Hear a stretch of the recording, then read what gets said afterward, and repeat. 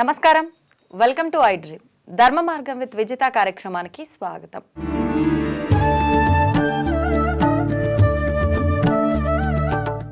ముందుగా ప్రేక్షకులందరికీ భోగి, సంక్రాంతి, కనుమ శుభాకాంక్షలు. అంటే సంక్రాంతి అనగానే మనందరికీ గుర్తొచ్చేది 3 రోజుల పండగగా జరుపుకోవటం ఒకటి. దీంతో పాటు భోగిపళ్ళు, హరిదాసులు, కోళ్ల పందాలు, పిండి వంటలు, గోవులని పూజించడం, ఇదంతా కూడా ఆచరిస్తూ ఉంటారు ఈ 3 రోజులు.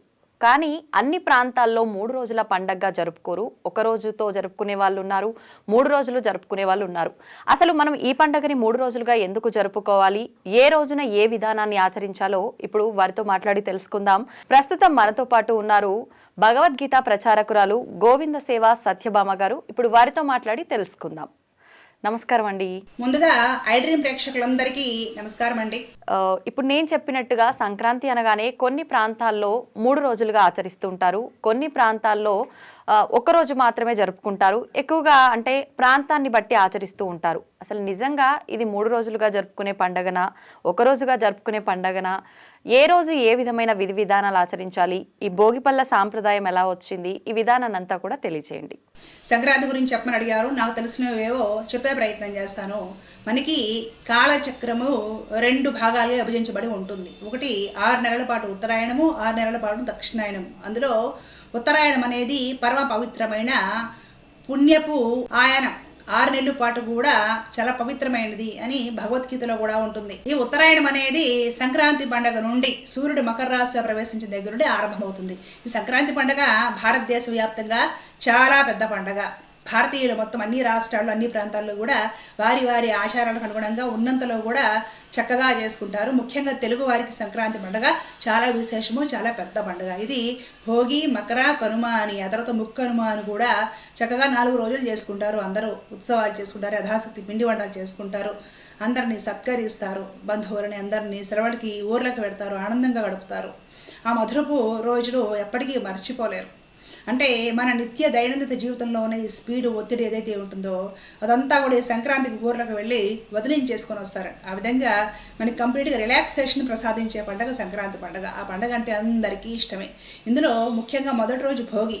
ధనుర్మాసం నెలపట్టినప్పటి నుండి కూడా గోదాదేవి ధనుర్మాసమంతా శ్రీరంగనాథుడిని లేదా నారాయణుడిని లేదా కృష్ణ పరమాత్మని విశేషంగా ఆరాధించి ప్రేమించి ఈ నెల్లాళ్ళు కూడా ఉదయమే వేకువ తన స్నేహితురాలను కూడా తీసుకొని వెళ్ళి స్నానం చేసి స్వామి మీద పాశురాలు అంటే భక్తి గేయాలు రచించి స్వామికి తులసి మాలికలు సమర్పించి స్వామిని పొందాలి అని ఆరాటపడి ఆవిడ 4 రోజులు స్వామికి వ్రతము చేసి భోగి పండుగ రోజున స్వామిని వివాహం చేసుకొని స్వామిని చేరి స్వామిలో లీనమైపోతుంది. మోక్షపదానికి అంటే భగవంతుడి విశుద్ధమైన హృదయాంతస్యములో చేరిపోతుంది. కాబట్టి తమిళం వాళ్ళు అలాగే మన తెలుగు వాళ్ళు కూడా ధనుర్మాసం నెలపట్టింది, పండుగ నెలపట్టిందని చక్కగా ఇంటి ముందు ఊడ్చి కల్లాపులు చల్లి రంగుల ముగ్గులు వేస్తారండి.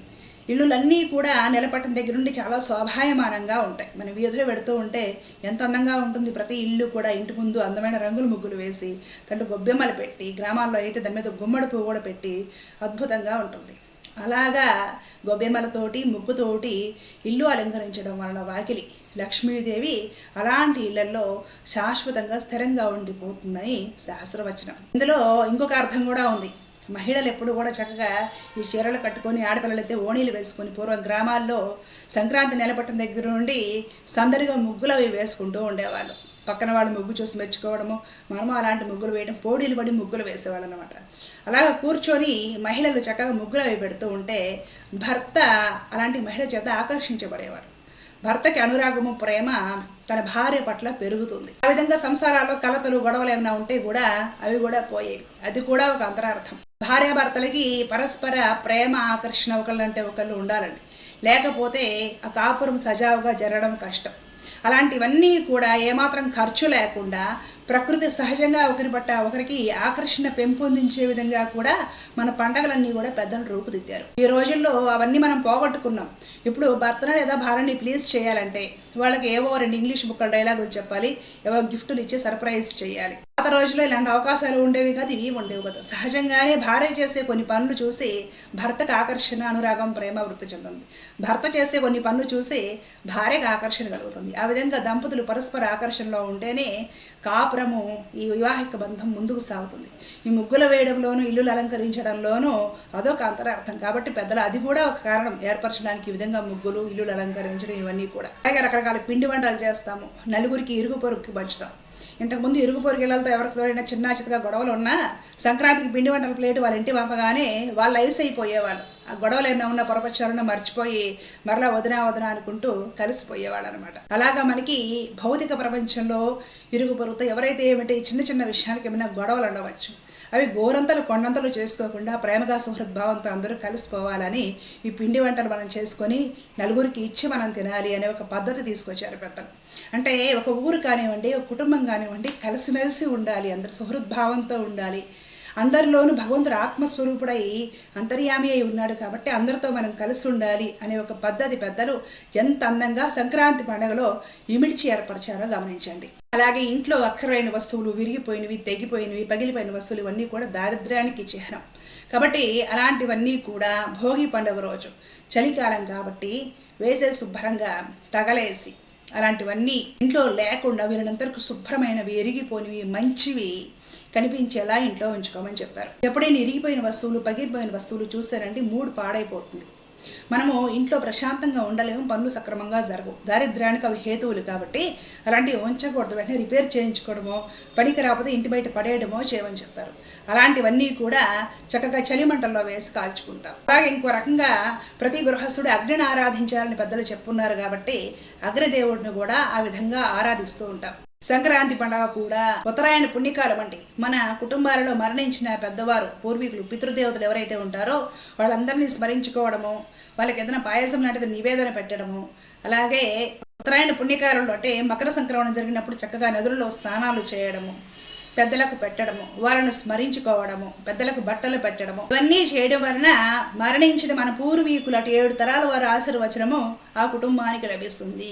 గాలిపటాలు ఎగరడంలో కూడా అంతరార్థం అది. ఏ ఇంటి పైన గాలిపటాలు ఎత్తుగా ఎగురుతూ ఉంటాయో పితృలోకాలలో ఉన్న పితృదేవతలు అంతా మురిసిపోతారట. తమ వారసులు, తమ పిల్లలు అందరూ ఆనందంగా కొత్త వస్త్రాలు ధరించి పిండి వంటలు తిని, అలాగే పితృదేవతలు పెట్టి వాళ్ళకి నమస్కరించుకొని ఇంటి బయటకు వచ్చి ఇంటిపైన గాలిపటాలు ఎగరేస్తూ ఉంటే పితృదేవతలకు చాలా ఆనందం కలిగి మీరు ఎప్పుడు ఇలాగే ఉండాలిరా, ఎప్పుడు తరతరాల పాటు ఇలాగే ఉండాలి అని పితృదేవతలు ఆశీర్వచనం చేస్తారట.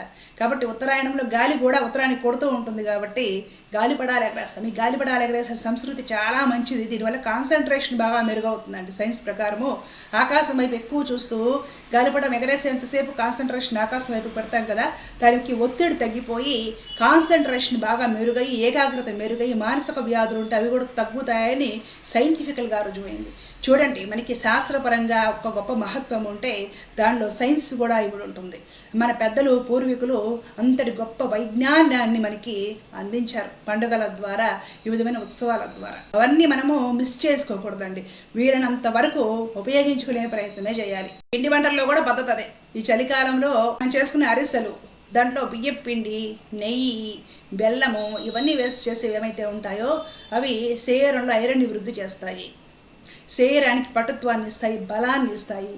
ఇంతకు ముందు రోజుల్లో కూడా వీక్గా ఉంటే నేతరసులు అవే సున్నుండలు అవే తినిపించేవాళ్ళు. ఇప్పుడు మనం వీక్గా ఉండి విటమిన్ టాబ్లెట్స్, ప్రోటీన్ డ్రింకులు ఇలాంటివి ఏవో వాడుకుంటున్నాం. కానీ పాత రోజుల్లో పిండి వంటలన్నీ కూడా శరీరంలో పుష్టిని పెంచడం కోసమే తయారు చేసేవాళ్ళు. ఇప్పుడు మనం జంక్ ఫుడ్ తింటున్నాం, రోగాలు తెచ్చుకుంటున్నాం. కానీ సాంప్రదాయంగా వండే పిండి వంటలు ఏమైనా గమనించండి, శరీరంలో రక్తాన్ని పెంచడానికి, ఐరన్ని, కాల్షియంని పెంచడానికి, పుష్టిని పెంచడం కోసమే తయారు చేసేవాళ్ళు. ఏదో కాలక్షేపానికి చిరుతులు తినడానికి తయారు చేసేవాళ్ళు కాదు. కజ్జికాయల్లో వేసే కొబ్బరి కానివ్వండి, శనగపప్పు, బెల్లం ఇవన్నీ కూడా శరీరంలో ధాతు పుష్టి పెంచడానికి, రక్తం వృద్ధి చేయడానికి, ప్రోటీన్స్ అవన్నీ కూడా పెంచడం కోసమే తయారు చేసేవాళ్ళు. పిండి వంటల్లో కూడా అంతటి గొప్ప పరమార్థం ఉంది. ఆ రోజు మనల్ని నమ్ముకొని గ్రామాలు ఎంతోమంది పేదసాదులు పొలాల్లో పనులు చేసేవాళ్ళు, మన దగ్గర పనులు చేసేవాళ్ళు, గంగిరెద్దులు ఆడించేవాళ్ళు, హరిదాసులు ఎంతోమంది మన ఇంటి ముందుకు వస్తారండి. ఎవ్వరికి కాదనకుండా లేదనకుండా యథాశక్తి ఉన్నంతలో దానం చేయండి. మకర సంక్రాంతి రోజు చేసే ప్రతి దానము కూడా విశేషమైన పుణ్యాన్ని కలిగిస్తుంది. పితృదేవతలు ఆనందించి చక్కగా ఆశీర్వదిస్తారు. హరిదాసులు ముఖ్యంగా నామం పెట్టుకొని ఊర్ధ్వగుండ్రాలు పెట్టుకొని చక్కటి వస్త్రధారణతో కిన్నెరసాని వీణని మీటుకుంటూ మన ఇంటి ముందుకు వచ్చి హరికీర్తనలు పాడతారండి. అది చాలా గొప్ప సాంప్రదాయం, దాన్ని మనం కాపాడుకోవాలి. మన ఇంటి ముందు ఎవరండి వచ్చి ఉదారంగా హరికీర్తనలు పాడి మనకి పుణ్యాన్ని ప్రసాదించి శుభాలు ప్రసాదించి పెడతారు. అలాంటి హరిదాసులను మనం గౌరవించి వాళ్ళకి బియ్యము దక్షిణలు ఇచ్చి వాళ్ళని గౌరవించాలి. ఈ హరిదాస సాంప్రదాయాన్ని చక్కగా ప్రభుత్వం ప్రోత్సహించాలి. వాళ్ళకి మంచి సౌకర్యాలు సబ్సిడీలు ఇచ్చి హరిదాస సాంప్రదాయాన్ని ప్రభుత్వం చక్కగా ప్రోత్సహించి మన తెలుగువారి సాంప్రదాయాన్ని నిలబెట్టాల్సిన బాధ్యత బాలకులకు ఉంది. గంగిరెద్దులు వస్తాయి, డూడు బస్వన్నలు, సన్నాయి చక్కగా మోగించుకుంటూ వచ్చేవాళ్ళు. అందరినీ కూడా మనం యథాశక్తి దానము చెయ్యాలి, అందరినీ సంతోషపెట్టాలి.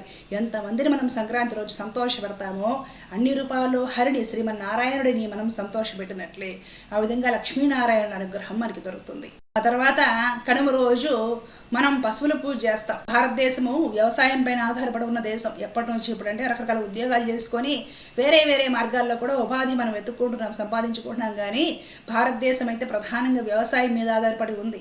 వ్యవసాయానికి మనకి సహాయ సహకారాలు అందించే పశువులే కదా, గేదెలు, ఆవులు, ఎద్దులు ఇలాంటివన్నీ కూడా వ్యవసాయానికి మనిషికి స్నేహితుల్లా ఉపయోగపడుతున్నాయి. అవి లేకపోతే వ్యవసాయం చేయలేము. ఇప్పుడంటే రకరకాల ట్రాక్టర్లు ఇవి వచ్చినా కూడా ఇప్పటికి కూడా ఈ ఎద్దులు ఏవైతే ఉన్నాయో గ్రామీణ ప్రాంతాల్లో వాటిని వాడి వ్యవసాయం చేసుకుంటున్నారు. సేంద్రీయ వ్యవసాయం చేయాలంటే ఖచ్చితంగా ఎద్దులు కావాలి, గోమాతలు కావాలి. వాటిని కూడా మర్చిపోకుండా ఈ కనుమ రోజున వాటి కొమ్ములకి రంగులేసి వాటిని శుభ్రంగా కడిగి స్నానం చేయించి మెడలో కొత్త ఇత్తడి గంటలు వేసి కాళ్ళకు కూడా గజ్జలు కట్టి పశువుల మొహం మీద తిలకం కానివ్వండి, కుంకుమ కానివ్వండి, పసుపు కానివ్వండి అలంకరించి వాటికి ఆ రోజు చక్కగా ఈ కొబ్బరి పిట్టు అలాగే దాణ అవన్నీ కూడా చక్కగా తినిపించి వాటికి కూడా నమస్కరించి హారతి ఇచ్చి ప్రదక్షిణ చేసే సత్సాంప్రదాయం ఒకటి మనకుంది. ప్రతి ప్రాణిలో కూడా పరమాత్ముడు ఉన్నాడని భగవద్గీతలో స్పష్టంగా ఉంది. కాబట్టి మన పెరట్లో మన దొడ్లో ఉన్న పశువులను కూడా పరమాత్మ స్వరూపాలుగా మనం ఉపయోగపడటానికి భగవంతుడే ఎద్దుల రూపంలో ఆవుల రూపంలో వచ్చాడని భావించి వాటిని కూడా ఆ రోజు చక్కగా కడిగి అలంకరించి చేతులతోటి తినిపించి నువ్వు నా ఇంట్లో వాడివే అని ఆ ఎద్దుల ఆవుల గంగడోలలా నిమిరి రైతు సంతోషిస్తాడండి. అలాంటి గొప్ప సత్సాంప్రదాయం సంక్రాంతి పండుగలో ఇవిడి ఉంది. ఎక్కడెక్కడో చదువుకుంటూ ఎక్కడెక్కడో ఉద్యోగాలు చేస్తుంటే ఎక్కడెక్కడో స్థిరపడిన వాళ్ళు సంక్రాంతి అనేసరికి ఎప్పుడు ఊరికి పోవడానికి బోర్ కొడుతుంది అనే వాళ్ళు కూడా టిక్కెట్లు లేకపోయినా సరే తత్కాలో తీసుకొనైనా ఎక్కువ రేటు పెట్టి తీసుకొనైనా సరే చివరి క్షణంలో ఊరికి వెళ్ళడానికి ప్రయత్నం చేస్తారు. ఎందుకంటే ఆ ఊర్లోకి పెడితే ఆ సందడి, పాత స్నేహితుని కలవడం, బంధువుల్ని కలవడం, ఆ సరదా చెరువుగట్లంట గాలిపడాలు ఎగరేయడము ఇవన్నీ కూడా ఎంతటి ధనవంతులు సమాజంలో ఎంతటి స్టేటస్లో ఉన్న వాళ్ళని కూడా చిన్న పిల్లలను చేసేస్తాయి. మానసికమైన ఒత్తిళ్ళన్నీ, టెన్షన్స్ అన్నీ కూడా, కోపాలు, చికాకులు, ఎవరిపైన ఉన్న శత్రుత్వము అవన్నీ కూడా దూరం చేసేసి సహజంగానే అందరితోటి ప్రేమ సుహృద్భావంతో మనం కలుపుకోవాలి అనే ఒక ప్రేమను ఈ సంక్రాంతి పండుగ పెంచుతుంది. స్నేహాన్ని, సౌహార్ద్రాన్ని ఈ సంక్రాంతి పండుగ పెంచుతుంది. ఇలాగా సంక్రాంతి సీజన్, సంక్రాంతి పండుగ పొడుగునా విశేషాలు ఉన్నాయి. పసిపిల్లలు తమ నాన్నమ్మల్ని, అమ్మమ్మల్ని, తాతల్ని కలుస్తారు. ఆ వృద్ధులకు కూడా పసిపిల్లల్ని, ఈ మనమలని వీళ్ళందరిని చూసి ఎక్కడ లేని ఆనందంతో వాళ్ళు చిన్నపిల్లలు అయిపోతారు. బంధువుల్ని కలుస్తాము, చిన్నప్పుడు ముచ్చట్లన్నీ గుర్తు చేసుకుంటాం. ముగ్గులు పందాలని, ఎద్దులు పందాలని ఇలాగ ఆడవాళ్ళు, మగవాళ్ళు అందరూ కూడా వాళ్ళ సంతోషాల్లో తేలిపోతూ ఉంటారు. చెప్తూ ఉంటే సంక్రాంతి గురించి ఎంత చెప్పినా తనివి తీరదండి. అన్ని విశేషాలు సంక్రాంతి పండుగలో ఉంటాయి. పండగలో ఎంత పవిత్రత ఉందో, ఎంత పుణ్యం ఉందో, ఎంత మహత్వం ఉందో అంత సైన్స్ కూడా ఉంది. ప్రతి పండుగ, ప్రతి ఉత్సవం మన పెద్దలు ఏర్పరిచింది ఎందుకే, మనమందరం కలిసిమెలిసి జీవించారని, మనమందరం ఒకటే అని, మనమందరము ఆత్మస్వరూపులమని, అందరిలో అంతర్యామి భగవంతుడే ఉన్నాడని, చిన్న చితక పొరపచ్చాలు, శత్రుత్వాలు, మమకార, అహంకారాలు, రాగద్వేషాలు వీటికి అతీతంగా మనం కలిసి ప్రేమ అనే ఒక బంధంతో కట్టుబడాలని, ఆ ప్రేమ భగవత్ స్వరూపమని చెప్పకనే చెప్తుంది సంక్రాంతి పండుగ. అందరికీ హృదయపూర్వకంగా సంక్రాంతి శుభాకాంక్షలు తెలియజేసుకుంటున్నానండి. స్వస్తి, కృష్ణార్పణం. సంక్రాంతి విశిష్టత గురించి చాలా చక్కగా తెలియజేశారండి. ధన్యవాదాలు.